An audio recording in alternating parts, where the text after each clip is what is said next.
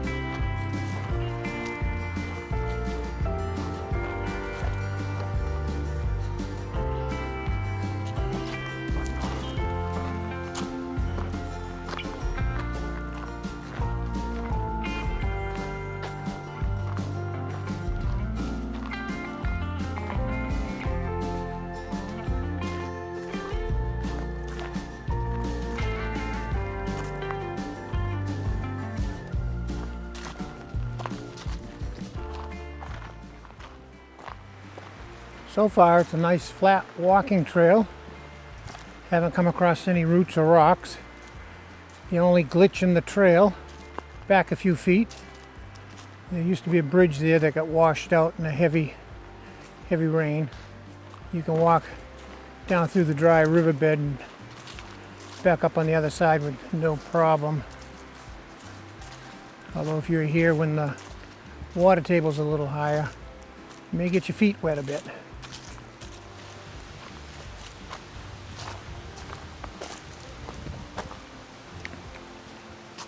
Get off path a little bit here and check out the riverbed.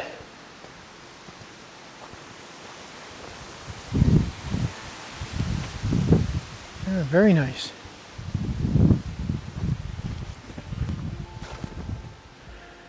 If I don't end up in the river myself sliding.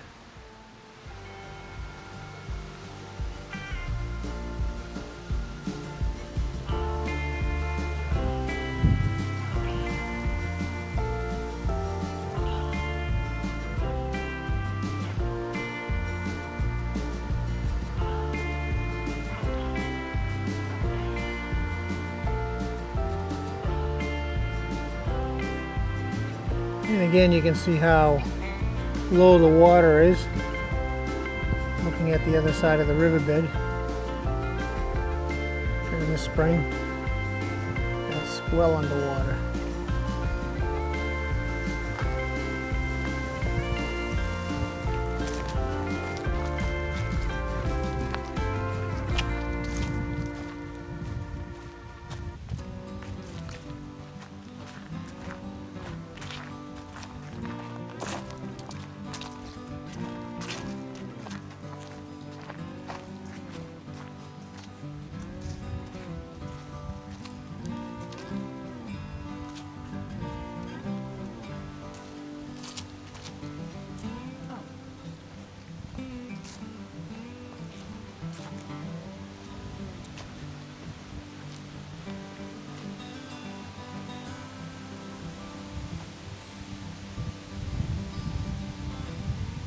For most of the 1800s, lumbering was the chief winter industry in the area. Farmers depended upon this cash income to see them through the year. Although the winter climate was harsh, snow and ice made hauling logs with horses and sled much easier. But long before that, way back in the 1600s and 1700s, New England's forest held a treasure the English crown desperately needed. New Hampshire's tall, straight, white pines were considered the best in the world for ship masts.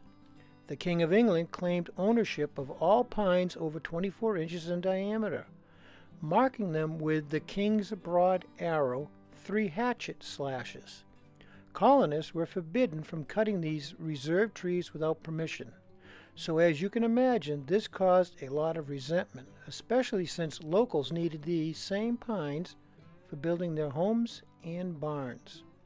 The conflict boiled over on April 14, 1772 in Ware, New Hampshire.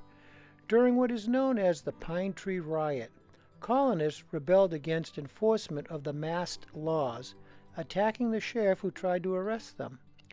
This was one of the first acts of open resistance against British rule. This happened 3 years before the Boston Tea Party. Many historians view the Pine Tree Riot as a direct precursor to the Revolution, showing that New Englanders were ready to defy British authority over issues of natural resources, economy, and liberty. So what was so special, and what did massed pines look like? Massed pine trees had to be at least 2 feet in diameter at the base and completely free of branches for at least 80 feet above the ground. The massive weight and length of a massed pine, some as tall as 250 feet, required specialized techniques and equipment for transportation. Once a massed pine tree was cut, it was dragged by a team of oxen. Massed pine trees were carefully felled onto a prepared cushioned bed of smaller trees and brush to prevent damage to the vulnerable timber. The bark, limbs, and crown were then removed to create a single stick mast. Teams of oxen were hitched to the log using chains and a specialized log cart or mast wheels that could be 9 to 15 feet high. A single tree could require dozens of oxen and a large crew of people to haul. The operation was best performed during the winter months. Snow and ice covered roads were sometimes created just for the purpose of making it easier for the oxen to slide the massive logs out of the forest. If you liked this video, don't forget to like, subscribe, and drop a comment. Let me know if you'd enjoy seeing more videos like this with some added history mixed in.